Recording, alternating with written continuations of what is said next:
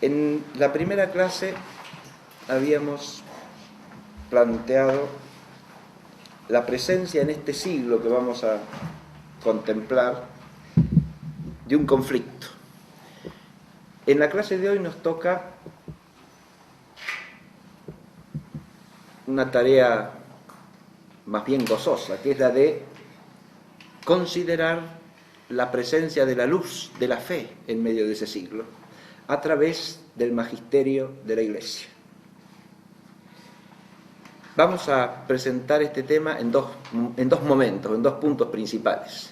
En primer lugar, vamos a señalar los hitos fundamentales del magisterio de la Iglesia entre el 1815 y el 1915 en relación con el conflicto que tenemos que considerar, es decir, la oposición de la Iglesia a lo que el mismo magisterio llamó los errores modernos.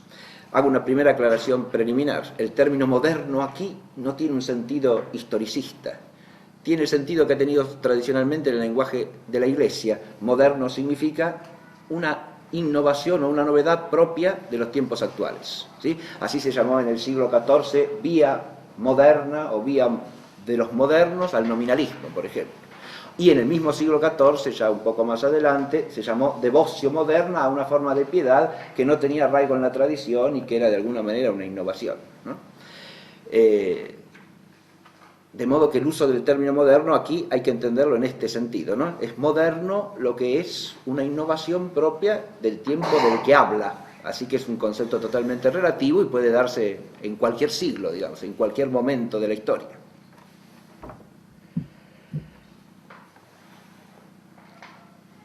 Primero entonces presentaremos los hitos en relación del magisterio en relación con los errores modernos, y segundo, haremos una profundización teológica del concepto de magisterio de la Iglesia, ¿no?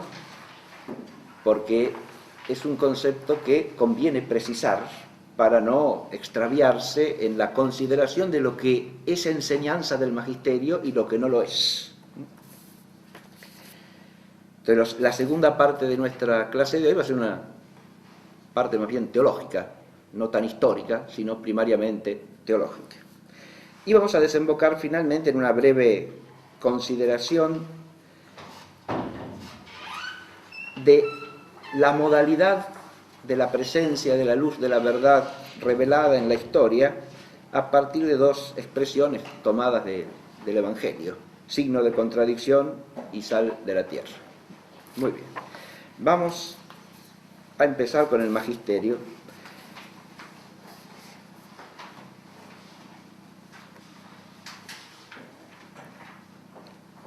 Lo primero que podemos decir es que los papas que vamos a tener en cuenta aquí, o los papados asociados al magisterio que vamos a presentar, son los que van de Pío VI a Benedicto XV, ¿no? Que son los que entran en el arco cronológico que tenemos que considerar. En realidad, a Pío VI lo pongo como un antecedente, porque Pío VI termina su pontificado en 1799, ¿no? Ustedes tienen la lista de los papas en la segunda hojita, ¿no? Luego viene Pío VII, que sería el primer papa de este periodo en realidad, ¿no? De 1800 a 1823. Luego vienen dos breves pontificados, el de León XII y el brevísimo de Pío VIII, ¿no? Luego viene Gregorio XVI, entre 1831 y el 46, luego Pío IX, entre el 46 y el 78, luego León XIII, 78 a 1903, ahí tenemos tres pontificados bastante extensos, dos largos, ¿no? El de Pío IX y el de León XIII, luego San Pío X, entre 1903 y 1914, y finalmente Benedicto XV, que está al final de nuestro siglo, ¿no? Es el que su pontificado se inicia al final de este periodo que estamos considerando.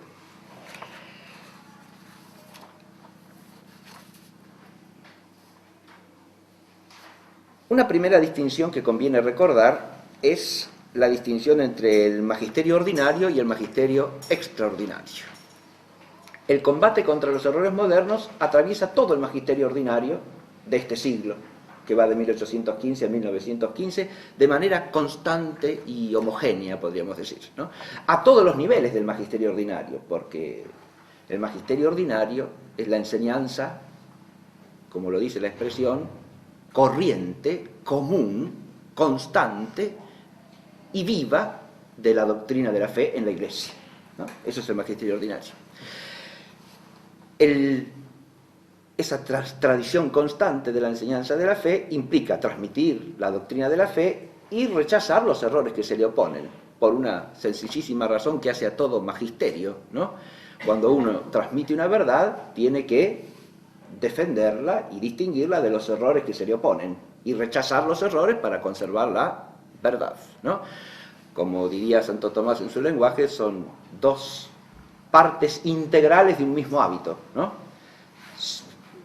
Por ejemplo, el hábito de la justicia tiene dos partes integrales: amar lo que es justo y rehuir lo injusto. Y claro, si no, no hay hábito de justicia. Y si usted tiene un hábito de conocimiento de la verdad, implica adherirse a la verdad y rechazar el error. Son dos dimensiones inseparables, ¿no? Que forman parte de una misma realidad, de una misma entidad. El magisterio ordinario, entonces, acá es compacto y constante, y es el que vemos expresado, por ejemplo, en las encíclicas a las que vamos a hacer alusión.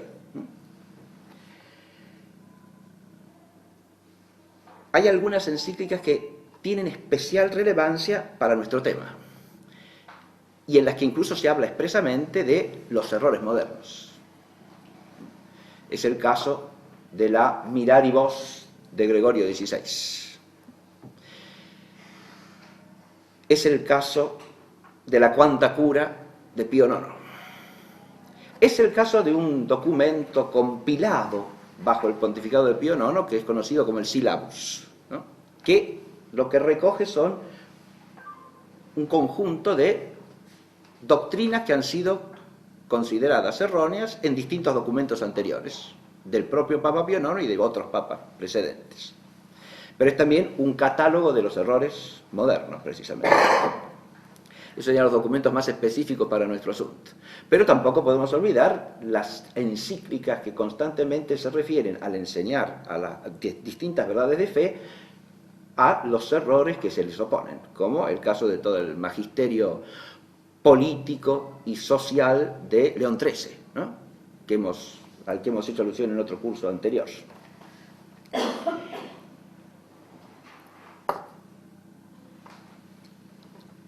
La otra encíclica fundamental que hay que tener en cuenta es la de San Pío X, Pascendi Dominici Greccis, que es una encíclica contra el modernismo, no contra los errores modernos. Estoy mencionando los documentos, y en vez de, ahora vamos a ir al contenido sustantivo, no podemos hacer la exposición minuciosa de todos estos documentos de ninguna manera, ni es la intención de la clase, sino simplemente presentar un panorama de a qué se llaman los errores modernos, ¿no? Pero la encíclica de Pío X, en la que voy a desembocar, y que corona de alguna manera este ciclo, ¿no?, de magisterio, es una encíclica no ya contra los errores modernos, sino contra el modernismo, que es una ideología religiosa asociada a los errores modernos, pero que no es lo mismo. Eso lo vamos a explicar enseguida. Pero en este siglo, curiosamente, tenemos también ejercicio del magisterio extraordinario en su forma más solemne, ¿no? El magisterio extraordinario se da el acto del magisterio extraordinario, cuando hay el ejercicio de la autoridad apostólica suprema y solemne para definir, es decir, definiendo una verdad de fe, lo cual hace de esa verdad de fe un dogma explícito, ¿no?, un dogma enseñado como tal. Y en el siglo que tenemos que considerar hay dos intervenciones magisteriales de esta dimensión, de esta magnitud. En primer lugar, la bula de definición dogmática del misterio de la Concepción Inmaculada de la Santísima Virgen María, que es un documento de Pío IX, del 8 de diciembre de 1854. Aquí uno puede, ¿pero qué tiene que ver esto con los errores modernos?, podría uno preguntarse, y directamente nada, porque no se trata de afrontar como sí va a ser en el Concilio Vaticano I, que es la otra intervención magisterial definitoria, errores modernos.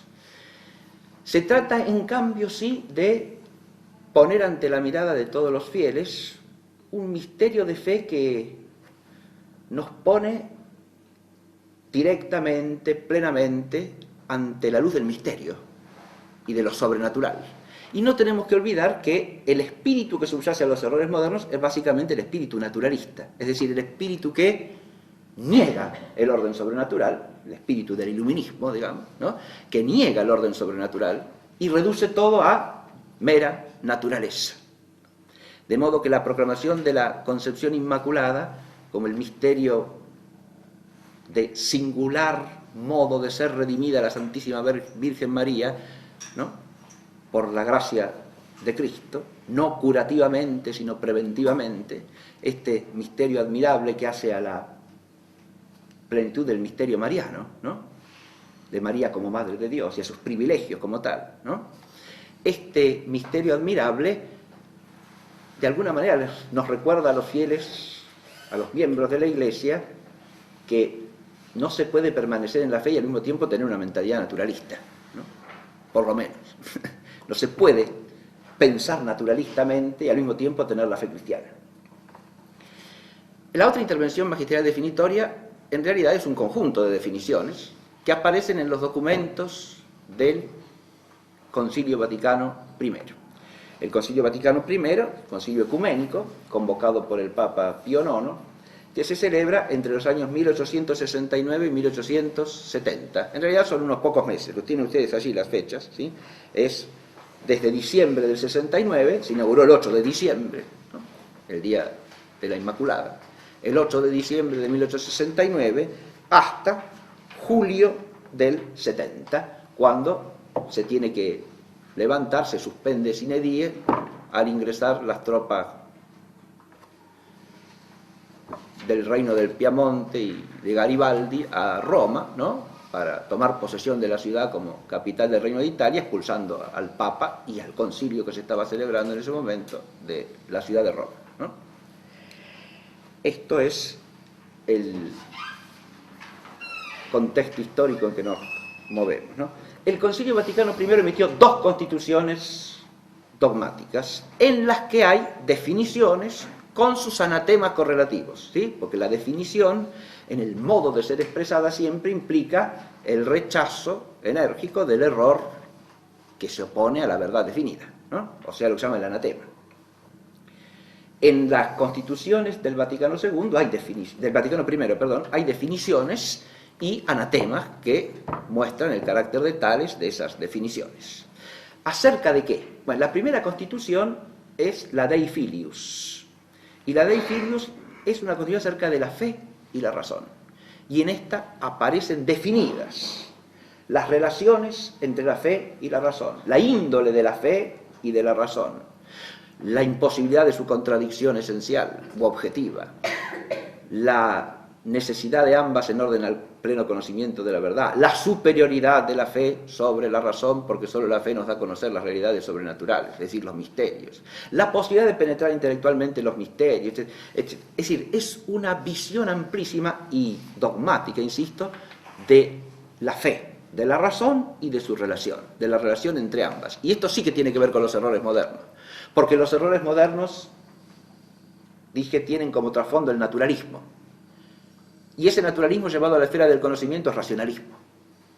Es racionalismo, es decir, reducción de todo a la sola razón humana y rechazo de la luz sobrenatural de la fe. De manera tal que acá tenemos un aspecto que directamente toca nuestro tema.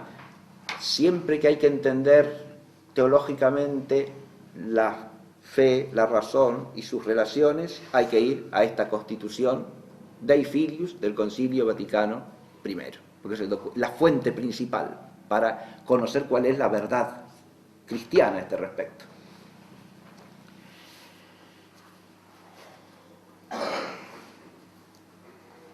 El otro documento fundamental es la Pastor Eternus. En realidad la Pastor Eternus forma parte en el proyecto original del concilio de un conjunto de definiciones más amplio que se iba a referir a la totalidad de la Iglesia, al misterio de la Iglesia en su conjunto. en virtud de la suspensión del concilio, quedó reducido todo a esta, que es lo último que se alcanzó a promulgar en el concilio, que se refiere a qué? Se refiere al misterio de la infalibilidad del magisterio, precisamente, y en particular del Papa como persona magisterial, ¿no? Es la infalibilidad papal lo que se define en esta Constitución. De nuevo, se trata de algo que tiene que ver directamente con nuestro tema, porque una de las cosas que el racionalismo niega es precisamente, desde luego, que pueda haber una doctrina infalible e inmutable, ¿no? Y que todo es revisable por la razón. Es otro de los aspectos del racionalismo. Pero además, de nuevo nos topamos acá con la sobrenaturalidad, ¿no? Porque si uno habla de infalibilidad, como vamos a decir en un momentito al profundizar teológicamente el tema del magisterio, infalibilidad esencial solamente existe en Dios. Si uno empieza a estudiar la infalibilidad teológicamente, según la disciplina escolástica, primero hay que definir y dividir, ¿no? Entonces, infalible, ¿qué quiere decir? Que no puede fallar. Muy bien, es una definición elemental hasta de diccionario. Infalible es que no falla, ni puede fallar. No solo que de hecho no falla, sino que no puede. Ahora, esencialmente infalible solo es Dios, obvio, porque una criatura en su finitud nunca puede ser por esencia infalible. Así es. La fe nunca va contra la verdad de la razón, ¿no? Claro que no, que la fe no nos dice que haya alguna criatura esencialmente infalible. No, señor, de ninguna clase. La infalibilidad que se da en la criatura es siempre accidental, nunca esencial. Y solo puede darse por un don sobrenatural, no por naturaleza. No hay infalibilidad natural. La infalibilidad puede darse en algún ser humano, sí, pero primero, accidentalmente, y segundo, por gracia, es decir, por influjo sobrenatural. Se distingue a su vez dos tipos de infalibilidad accidental o participada teológicamente. Una es la infalibilidad que se llama accidental intrínseca. Esta implica un influjo positivo de la gracia que hace que lo que el hombre profiera sea o la palabra de Dios oralmente o la palabra de Dios por escrito. O sea, es un don por el cual lo que el hombre dice tiene a Dios por autor principal. Y eso se da en dos casos solamente. En el carisma profético, en el don de profecía, y en el don de inerrancia escritural, es decir, en el don hagiográfico. Se da en los profetas y en los escritores sagrados. No es ese el caso tampoco de la infalibilidad del magisterio. La infalibilidad del magisterio que se llama una infalibilidad accidental extrínseca, porque aquí los que enseñan, los pastores, según la promesa del Señor, de que va a estar siempre con ellos, lo que reciben es un don de la gracia que es más bien negativo. Ellos, por su oficio y elevados por la gracia bautismal, digamos así, tienen la capacidad de transmitir la verdad revelada, que es la verdad de la fe. Y lo que hace ese don especial de la infalibilidad es impedir que yerren al hacerlo. Es decir, los hace inmunes al error. Les impide que al definir se equivoquen.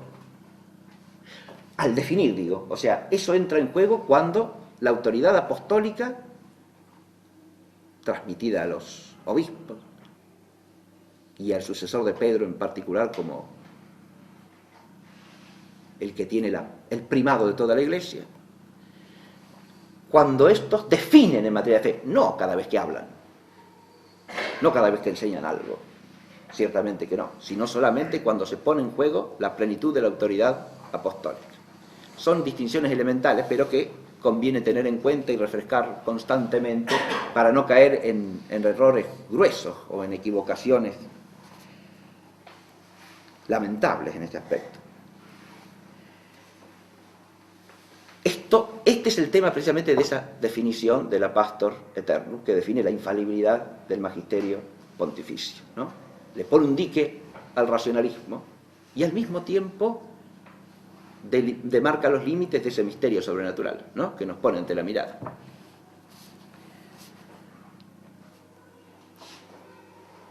Ahora, ¿cuál es la temática fundamental del combate del magisterio contra los errores modernos? Podemos decir que hay dos esferas fundamentales. La primera es la temática de la fe y la razón, que ya mencioné, ¿no? Que se proyecta sobre toda la problemática de del saber inspirado en la revelación, ¿no? Del saber de orden sobrenatural, del saber de fe, del saber teológico.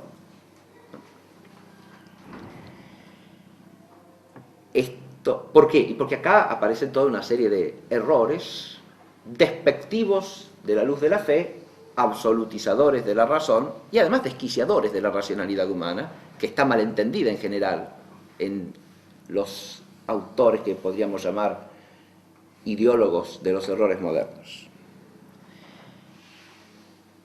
Ahí tenemos errores como el racionalismo, que se ha mencionado. Racionalismo que suprime toda luz de orden sobrenatural y reduce el conocimiento humano a la sola razón. El semirracionalismo, que admite que hay una revelación, pero todo lo que sabemos por revelación también lo podemos saber por la razón. De manera tal que suprime el misterio, suprime el objeto propio de la revelación. Porque en la revelación caben verdades de orden natural también que se pueden alcanzar por la razón. Pero el objeto propio, y que le es exclusivo de la revelación, son los misterios que trascienden el alcance de la razón. ¿Está claro? El semirracionalismo es una manera de enfocar las cosas que dice, bueno, sí hay revelación, pero todo lo que se sabe por la revelación también se puede saber por la razón, y mejor. De manera tal que la revelación es una ayuda para los que no tienen razón suficiente, digamos, ¿no? Pero no hace falta para nada. Es una forma alargada de naturalismo también.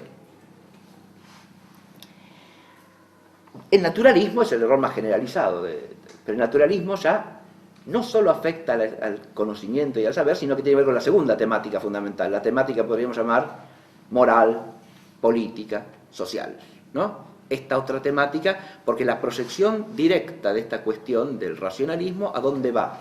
A que todo el orden humano de la vida concreta, en la familia, en la sociedad, en la política, en la cultura, tiene que regirse por la sola razón. Y acá vienen toda una serie de errores en la esfera de la relación entre la Iglesia y el Estado, de los derechos que le compete a cada uno, de lo que le compete al Estado, de cómo debe estar constituido el Estado, de la relación del Estado con la religión, ¿no? Aquí acá aparecen toda una serie de la familia, y cómo, a quién le compete el derecho de la familia, y la constitución de la familia, y si el matrimonio es algo meramente natural, y si es un contrato meramente civil, y que el sacramento es nada más que una bendición accesoria, etcétera, etcétera.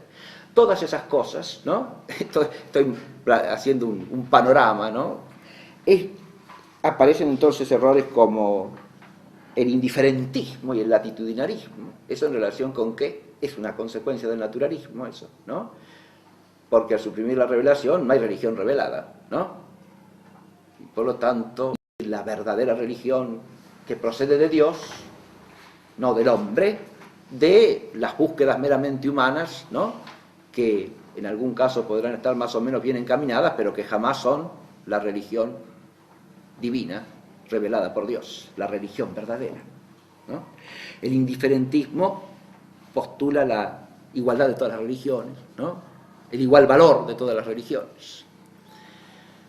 Todas son caminos igualmente legítimos para relacionarse el hombre con Dios, todas valen lo mismo, todas tienen el mismo resultado, ¿no? Eso es lo que se llama indiferentismo. Aparece también el regalismo, el liberalismo, exaltación absolutizadora de la libertad humana en todos los aspectos, que no reconoce más que límites extrínsecos en orden a su ejercicio, pero que no reconoce un orden superior al que tiene que plegarse y según el cual se legitima su ejercicio. El socialismo, el comunismo, los criptosectarismos de todo tipo, centrados en la condena de la masonería, por supuesto, ¿no? el inmoralismo político. Si uno recorre el Silao de Pío IX, ve aparecer ahí cosas muy refrescantes, desde el punto de vista de que uno puede decir nihil novum sub sole y al mismo tiempo que la Iglesia esto lo está condenando, ¿no? Cuando pongo el inmoralismo político, quiere decir la doctrina según la cual cualquier inmoralidad se justifica por razón de Estado o por la salvación de la patria, ¿sí? Si los gobernantes cometen cualquier clase de inmoralidad, ¿no?, en ese orden eso está justificado. Eso está condenado como un error moderno. Fíjense ustedes, es curioso. Liberalismo, comunismo.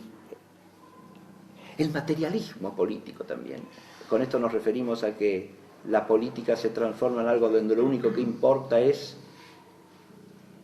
el imperio del número o de la fuerza, ¿no? Del número, porque todo se decide por las mayorías, o todo. No hay nada que esté por encima, no hay una verdad a la que atenerse, sino que todo se decide por las mayorías o por la fuerza. En los dos casos impera la materia, no impera el espíritu, la cantidad y la fuerza.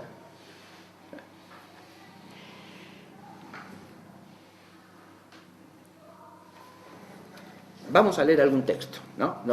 Como es, porque si no la referencia a estos errores así en una especie de catálogo puede resultar un poco fría. Y los textos, este es otro gozo que uno puede tener al leer estos textos. Y algo que no tienen es frialdad. Son textos de un fervor magisterial admirable, ¿no?, que elevan el espíritu y lo fortalecen para el combate, ¿no?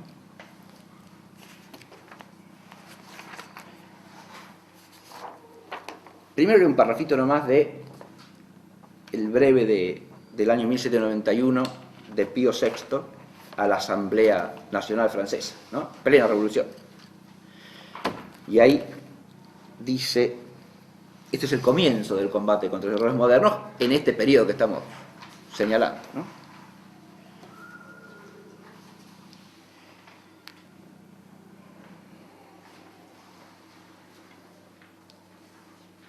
Esta conducta no sorprenderá a los que observen que el efecto necesario de la Constitución decretada por la Asamblea, la Constitución Civil del Clero, es suprimir la religión católica y con ella la obediencia debida a los reyes.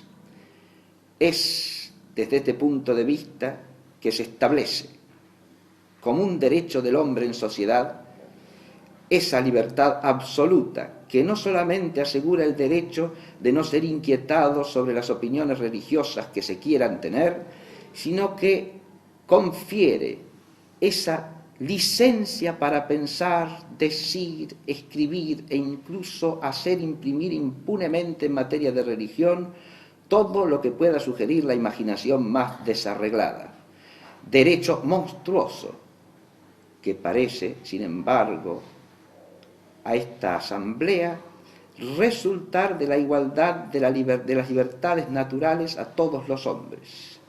Pero ¿qué puede haber de más insensato que establecer entre los hombres esta igualdad y esta libertad desenfrenada que obscurece completamente la razón, el don más precioso que la naturaleza le ha dado al hombre y el solo que le distingue de los animales? Dios, después de haber creado al hombre, después de haberlo establecido en un lugar de delicias, no le advirtió acerca de la muerte si comía del fruto del árbol de la ciencia del bien y del mal, y por esta primera prohibición no le puso acaso límites a su libertad. Este parrafito es una primera muestra, ¿no?, de este combate contra el error de la libertad humana absolutizada, pero tiene un rasgo interesantísimo. Dice que eso no es un derecho, primero que nada. Es un presunto derecho monstruoso. Dice que la libertad sea una cosa absoluta, ilimitada, indefinida. Pero además dice que por esa vía el hombre viene rebajado a la irracionalidad. Esto es interesante también. Porque claro, la libertad, el libre arbitrio propio del hombre, como capacidad que es de la voluntad racional, del apetito racional, no puede regirse sino por la inteligencia. Es decir, no puede sino estar subordinado naturalmente a la verdad que se conoce. De manera tal que no puede ser indiferente a una cosa o a la otra. Y la igualación de todas las opiniones en cualquier materia que sea es irracional. Claro, porque es no distinguir la verdad del error. Y es reducir al hombre al capricho, si los tuviese, perfectos de los instintos, que no tiene, porque no es un animalito. Tiene tendencia instintiva, pero no instinto como el animal. Y por lo tanto, en realidad a lo que queda sometido es al arbitrio, al capricho de sí mismo, ¿no? Convertido en una suerte de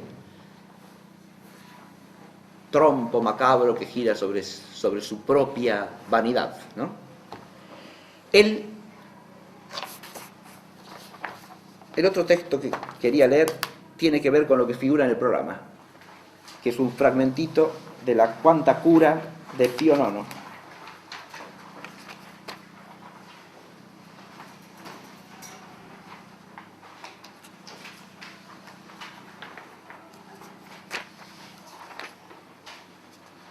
Dice así, voy a leer un poquito antes de lo que está citado allí.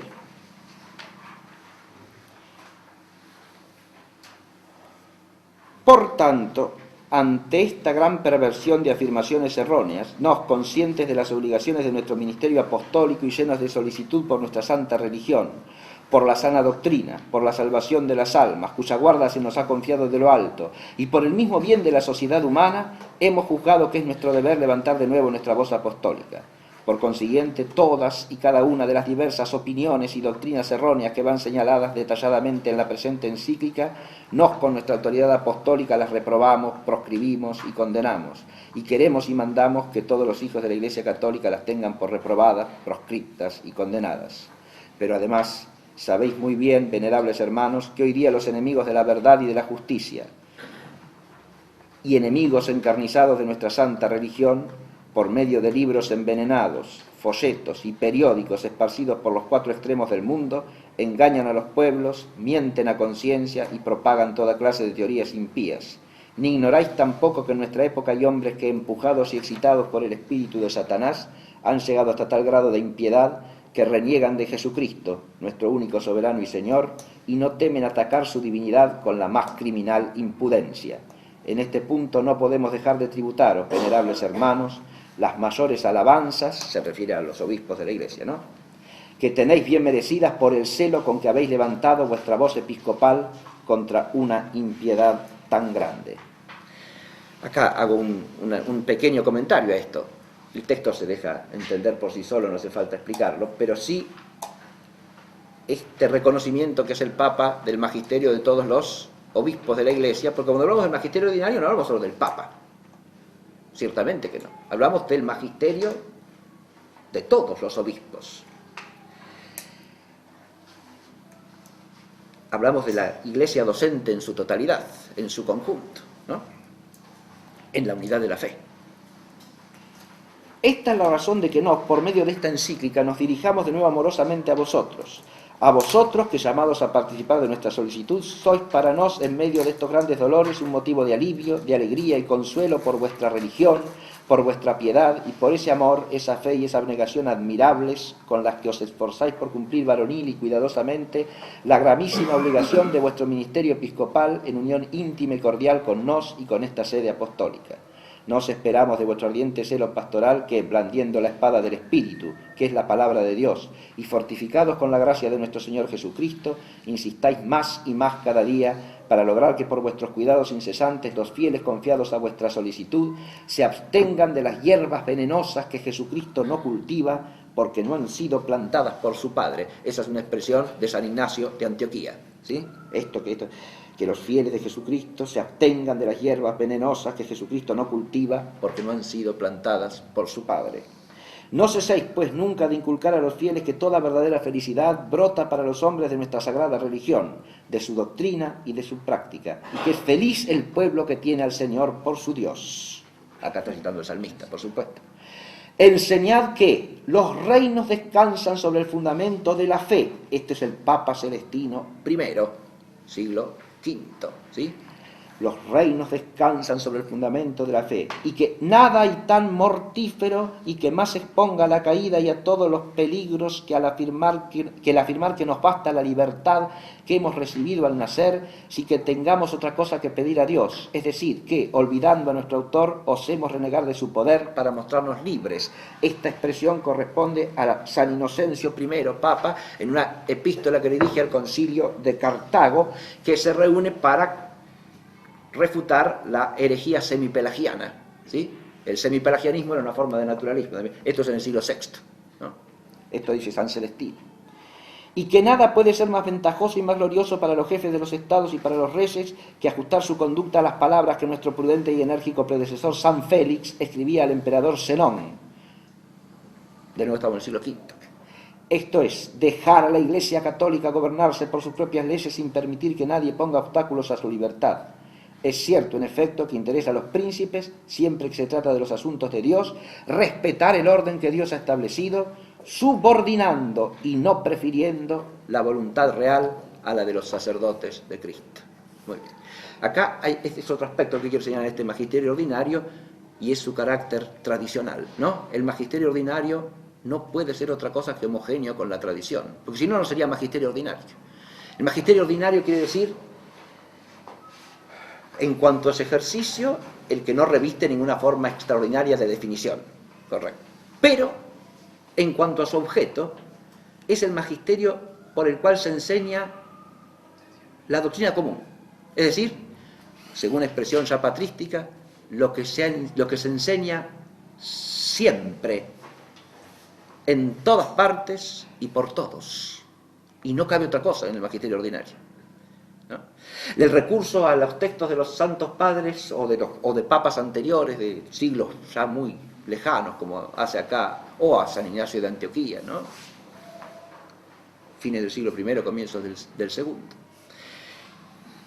No hace otra cosa que mostrar la identidad esencial de eso que se está diciendo con lo que se ha enseñado siempre en la Iglesia, ¿no? Que es una característica intrínseca del magisterio ordinario. Si no hay eso, no hay objeto de magisterio. Ahora vamos a profundizar esto teológicamente, ¿no? Pero antes tengo que decir otra cosa. Detrás de todos estos errores, tenía otro texto más que la Mirar y Voz de Gregorio XVI, pero se las recomiendo nada más. La Mirar y Voz de Gregorio XVI es una especie de exposición y crítica de los principales errores modernos, ¿sí? Pero está suscitada por un tema que es el que quiero presentar, que es el del comienzo en la Iglesia de la mentalidad modernista. Porque esa encíclica se escribe contra las doctrinas que empezaba a propagar en ese momento un sacerdote francés llamado Robert Félicité de Lamennais, ¿no? Pero, antes de ir a eso, una pequeña transición. Los errores modernos no son un catálogo de errores incoherentes, o sea, que no tienen nada que ver entre sí. Tienen una mentalidad en la base, tienen una mentalidad que es su raíz, ¿no? Esa mentalidad la podemos llamar mentalidad iluminista, inmanentista, racionalista, como se quiera, pero es una mentalidad y es una espiritualidad que es correlativa de esa mentalidad. No son errores al azar, ni son errores que se dan contingentemente juntos, sino que forman un sistema de errores. Y forman un sistema de errores porque surgen de un espíritu que es su raíz. Es a eso que aludíamos la clase pasada con esas dos actitudes humanas contrastantes, ¿no? Yendo más a la actitud espiritual que está en el fondo que a las doctrinas que la expresan o que la manifiestan. Pero cuando hablamos de modernismo, ¿de qué hablamos? Hablamos de un tema que tiene su larga historia. Obviamente que si nos referimos al magisterio de este siglo, la condena al modernismo en la Iglesia vendrá en forma plena, formal, solamente a comienzos del siglo XX, ¿no? Con la encíclica que mencioné, Pascendi, de San Pío X. Pero el modernismo consiste básicamente en ¿qué? en hacer de esa mentalidad que subyace a los errores modernos y al espíritu que está asociado a esos errores modernos, hacer de eso un bien histórico, que significa el verdadero progreso de la humanidad, que significa la verdadera civilización. Y por lo tanto, es algo a lo que la religión tiene que plegarse, tiene que adoptarlo, o tiene que fusionarse con eso. El modernismo es postular que ese espíritu moderno es algo bueno que hay que tomar. Y como los errores son inseparables de ese espíritu moderno, habrá que adaptar la religión cristiana a esos errores también, claro. Es decir, hay que transmutarla, hay que hacerla ser una cosa esencialmente distinta de lo que es. El modernismo es otra forma de naturalismo, y es el naturalismo historicista. Acá aparece lo que decíamos en la clase pasada de absolutizar el resultado del proceso histórico y convertirlo en la divinidad, ¿no? Por oposición al verdadero Dios. Esto es lo que hace el modernismo. El modernismo absolutiza una modernidad ideológica y la convierte en la verdad suprema. Y en ese sentido es una forma de gnosticismo también, que pone cierta doctrina meramente humana por encima de la fe y subordina la fe a la gnosis iluminada que tienen los hombres que ahora son superiores a lo que han sido en toda la historia. Entonces no se puede estar pendiente de lo que se ha dicho en los siglos pasados, porque los siglos pasados ya están superados. ¿Está claro? El hombre de hoy, el hombre moderno, es más. Es un bicho superior. ¿Está claro? Es un semidios. Es un superhombre, diría Nietzsche. ¿No? El problema es que Nietzsche lo dice abominando explícitamente del cristianismo. ¿Está claro? El modernismo consiste en pretender permanecer siendo cristiano y al mismo tiempo asumir esa mentalidad historicista de la modernidad absolutizada, ¿no? Como progreso último del hombre y como lo que salva al hombre. Esto tiene una historia prolongada que por lo menos habría que empezar a rastrear desde un texto que también les aconsejo leer, escrito en alemán a fines del siglo XVIII, aunque publicado más de 30 años después recién, que se llama La cristiandad o Europa, de Novalis. Novalis es un poeta del romanticismo alemán, el mejor lírico de los románticos alemanes. Y en ese opúsculo, a cuya publicación en el momento en que fue escrito se opuso Goethe, que aconsejó que no se debía publicar, se publicó recién en el año 1834 más o menos, y en ese librito lo que aparece es el planteo de una nueva cristiandad. Porque curiosamente el librito, según la mentalidad romántica, reacciona contra el racionalismo iluminista y sus desastres, ¿no? Pero reconoce que la historia es un progreso y que la religión como se ha dado en el pasado ya no se puede dar. El hombre ya es otro hombre, estamos en otra edad de la historia y por lo tanto el cristianismo tiene que ser un nuevo cristianismo y la cristiandad una nueva cristiandad. Si esa novedad implica una mutación esencial, es obvio que ahí se acabó la fe, ¿no? Y que se trata de un gnosticismo que subordina la fe a una figura humana que ha sido absolutizada.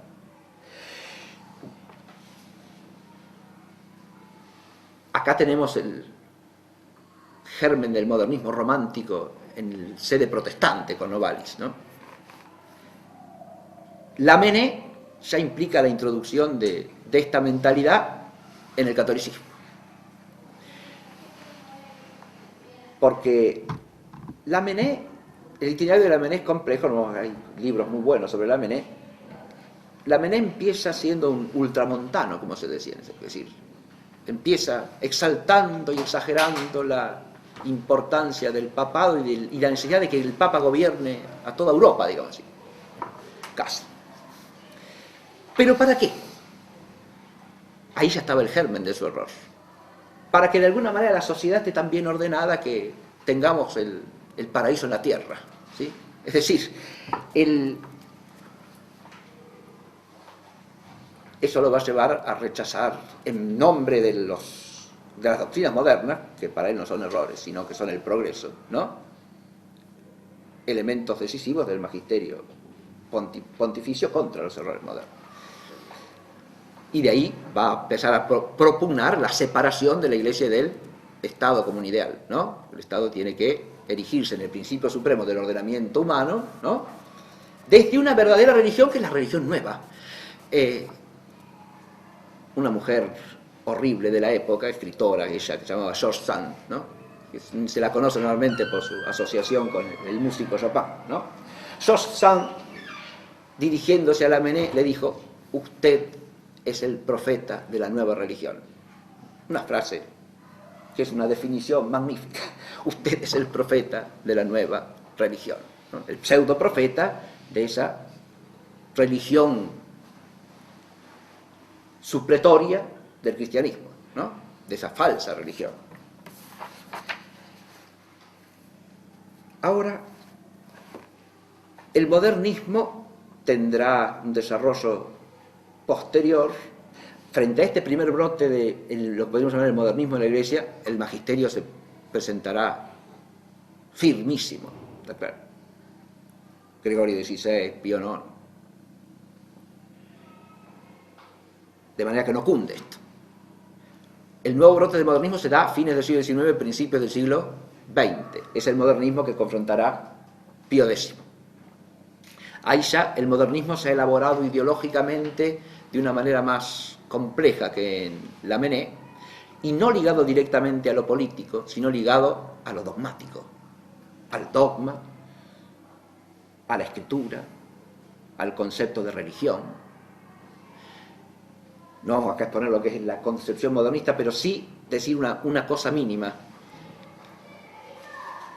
El concepto de religión en el modernismo viene marcado por su matriz romántica, diríamos, ¿no? Es un concepto puramente subjetivista. La religión es nada más que el sentimiento religioso del hombre, que muda con la historia. Estamos en pleno historicismo, porque el hombre va cambiando, y entonces el sentimiento y la experiencia religiosa también cambian.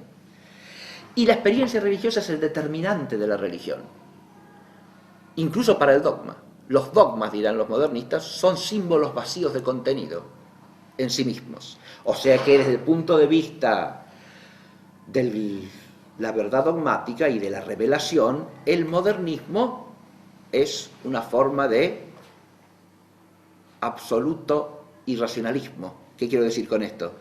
El dogma no tiene contenido inteligible, es un símbolo vacío. Lo que le da contenido es la experiencia histórica del hombre, o la experiencia religiosa del hombre, que está históricamente determinada por la época a la que el hombre pertenece. Por lo tanto, el símbolo dogmático en una época significa una cosa y en la época siguiente otra, según cambie el hombre, ¿sí? Tiene que adaptarse a la humanidad. Estamos en las antípodas acá de la religión cristiana, ¿no? Eso hay que decirlo de alguna manera, porque la religión cristiana implica que nos dejemos formar por Dios, ¿no? Y acá nosotros estamos formando a Dios a nuestra imagen y semejanza. Es el hombre el que determina quién es Dios y el que determina cuál es la doctrina revelada, por su experiencia, por su subjetividad, desde sí mismo, ¿no? En lugar de hacer Dios al hombre a su imagen y vivificándolo por la gracia, hacerlo semejante al Hijo, entonces tenemos lo inverso. El hombre se hace un Dios según su mentalidad, según sus límites, según su cultura, según su identidad histórica. Esto es el modernismo, el núcleo espiritual del modernismo, podríamos decir, ¿no? Y el modernismo en este sentido es, como dice la Pascendi de Pío X, la síntesis de todas las herejías y el resumen de todos los errores, porque puesto ese principio se puede sostener cualquier cosa, según como interprete usted la experiencia religiosa y según como la postule el perfil del hombre de cada época, ¿no? Una palabrita entonces para terminar sobre la teología del magisterio, que ya he dicho algo, bastante en realidad. Cuando hablamos del magisterio, tenemos que distinguir dos. El magisterio no es una sustancia, empecemos por ahí, ¿no? No es un ente sustancial. El magisterio es una operación, es una actividad, ¿no? Es un acto de enseñar, ¿no? Es el acto de enseñar. Cuando hablamos del magisterio eclesiástico, hablamos del acto de enseñar los que tienen oficio de enseñar en la iglesia, ¿sí? ¿Y quiénes son? Bueno, primariamente los obispos como sucesores de los apóstoles, ¿no? Pues el oficio apostólico y la autoridad para enseñar está en ellos, ¿no? Y solo en ellos. De eso lo pueden participar a otros, ¿sí? A presbíteros que predican la verdad, ¿no? Como curas de almas, ¿no? A un laico que da catecismo, como acá en el aula del lado, ¿sí? Un catequista que está delegado por el obispo para dictar la catequesis, está realizando un acto de magisterio también. Está transmitiendo la verdad revelada bajo la autoridad del obispo, que es el primer catequista, ¿no? de la diócesis. Y ese catequista ejerce un acto de magisterio, porque está transmitiendo la verdad revelada, ¿no? Está transmitiendo la doctrina de la fe. No tiene autoridad per se, no señor, pero participa del obispo, que es la autoridad apostólica, la que Cristo comunicó a sus apóstoles y pasa de ellos a sus sucesores hasta que el Señor vuelva. Pero ese acto tiene, como todo acto, como toda operación humana, que en este caso no es meramente humana, porque es un acto de enseñanza divino humano, ¿no? Que se apoya en una autoridad divina.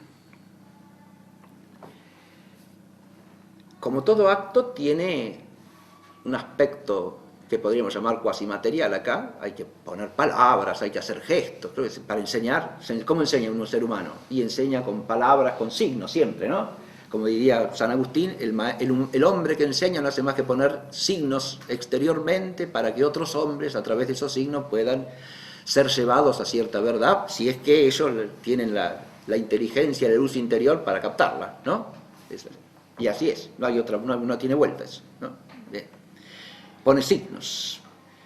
Pero además de esos signos que sean como lo cuasi material del acto, hay una forma que es la intención que pone al enseñar, ¿no? Esto es importantísimo en el caso del magisterio, porque hay acto magisterial cuando alguien enseña con la intención de enseñar la doctrina de fe de la Iglesia, no de decir cualquier cosa. A ver, si un catequista pone esa intención, ahí hay un acto de magisterio. Si un papa habla de cualquier cosa sin poner la intención de enseñar la fe de la Iglesia, sino transmitiendo una opinión personal acerca de algo, no hay acto de magisterio. Esto es lo que estoy diciendo. Porque tiene que haber esa intención que le da forma al acto, a la operación de enseñar. Lo mismo que un profesor que está dando una clase, ¿no?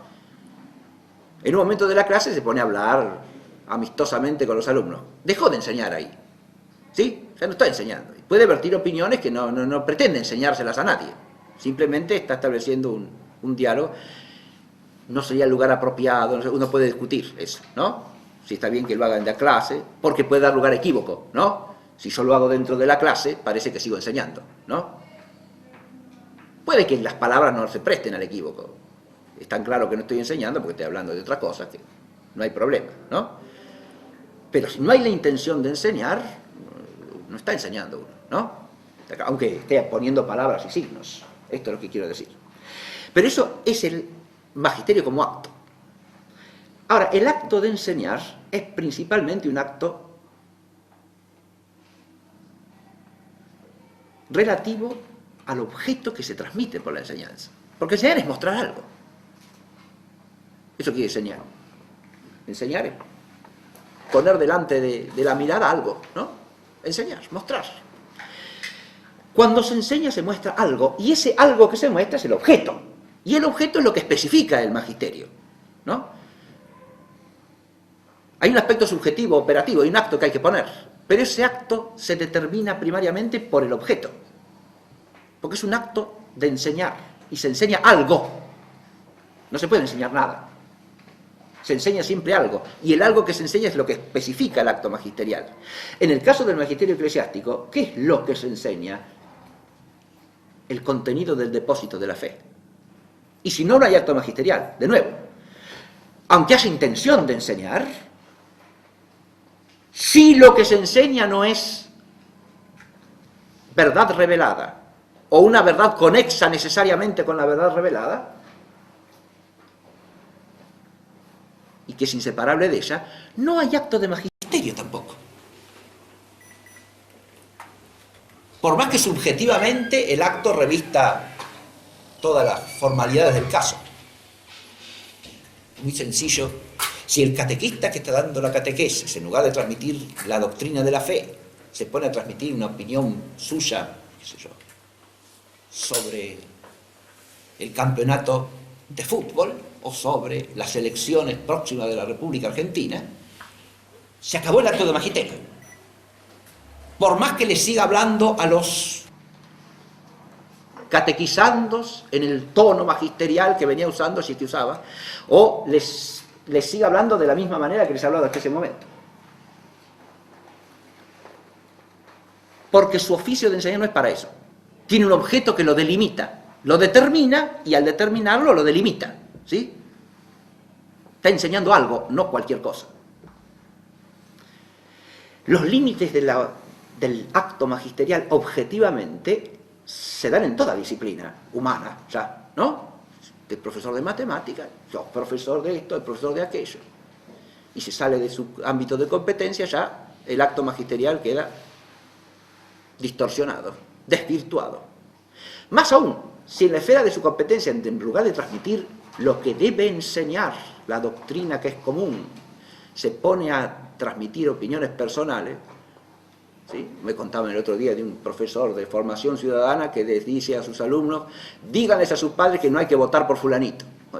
Entonces, usted tiene ahí una persona que está saliendo de la competencia de su ejercicio magisterial, en el plano humano, ¿sí? Estoy hablando. Lo mismo puede darse en el plano del magisterio de la Iglesia, también, tranquilamente, porque el que tiene el ejercicio del magisterio de la Iglesia puede enseñar la verdad de la fe o enseñar algo que es una doctrina suya propia. Y ya no es una verdad de fe.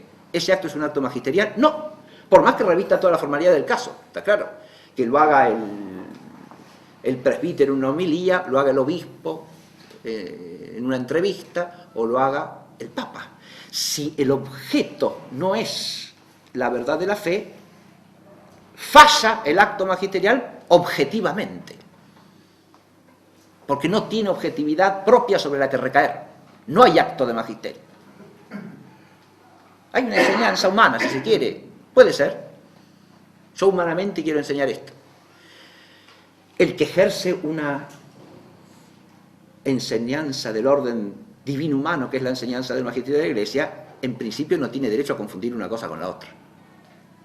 Porque si confunde una cosa con la otra, confunde a aquellos a los que tiene que iluminar, ¿no? Es obvio eso. Nadie que ejerza el magisterio tiene derecho a confundir una cosa con la otra. El magisterio que estamos considerando acá es un magisterio luminoso a este respecto, ¿no? En general, porque es un magisterio que se confronta desde el depósito sólido de la fe con un conjunto de errores que se oponen a la fe. Claro, esto puede decir, esto plantea un conflicto, plantea una contradicción en el siglo que estamos estudiando. Yo empecé diciendo que este tema es un tema gozoso de alguna manera, y vuelvo a eso para terminar esta clase. Hay un gozo acá, incluso en esto que acabo de decir, porque si la verdad de la revelación cristiana se proclama, no puede no haber contradicción con el mundo. Es lo que le dice el profeta, el anciano Simeón a la Santísima Virgen, ¿no? Refiriéndose a Jesús. Este será signo de contradicción. Cuando la verdad de la fe cristiana resplandece sobre la tierra, no hallará oposición. Todos los hombres estaremos contentos y nos plegaremos. ¿Es el Evangelio dice eso? No dice eso. Dice exactamente lo contrario, ¿no? Que la manifestación del Hijo de Dios sobre la tierra trae un conflicto, ¿o no? El propio Jesucristo lo dice de una manera alegórica: no he venido a traer la paz, sino la espada. Una espada que llega, como dice San Pablo, hasta el fondo de las coyunturas, ¿no? Es decir, lo dirime todo, lo discierne todo. Porque ante esa palabra hay que decidirse. O se la recibe o se la rechaza. Y siempre entonces la palabra es un signo de contradicción. Y esto se cumple acá. En este siglo vemos cómo la Iglesia se tiene que confrontar con un cúmulo de errores, de tinieblas que arrecian, ¿no? Y es lo que dice el texto de Pío IX, ¿no? Que tienen en el programa. Los errores arrecian, y frente a los errores que arrecian, uno puede, bueno, y este es un problema que se planteó en el siglo XVIII, no nos vamos a estar peleando permanentemente con toda esta gente, tratemos acá de establecer la relación más estrecha posible, ¿sí? Sin chocar, sin contradecir. Eso se puede hacer hasta cierto punto, con prudencia, con razonabilidad, pero llega el momento en que hay que dirimir la verdad del error y estar de un lado o de otro del signo de contradicción. Y eso es inevitable, es ineludible. Lo que quiero decir es esto: un magisterio que pretendiese ser permanente amistad con el mundo no sería el magisterio de la Iglesia. Estaría rechazando a Cristo como signo de contradicción, nada más. No sería evangélico, diría yo. Le faltaría una señal de auténtico cristianismo, diría. ¿Se entiende? Porque no falta el misterio. Y el misterio nos trasciende siempre. Y nos choca. Si tenemos la gracia de la fe, ese misterio nos abarca y nos eleva. Pero una responsabilidad de esa gracia enorme de la fe es hacer presente el misterio en el mundo, ante todos, porque Cristo murió para la salvación de todos. Pero si la sal deja de salar, ¿para qué sirve? Ahí viene la otra cita que quiero recordar acá. Si uno diluye tanto la doctrina para no chocar con el mundo, que ya no sala, ¿no? Lo que tiene que ser sal del mundo es para tirarlo y que lo pisen los que pasan, ¿no? Con estos dos textos bíblicos cierro la clase de hoy y lo dejo para la meditación de ustedes. Muchas gracias.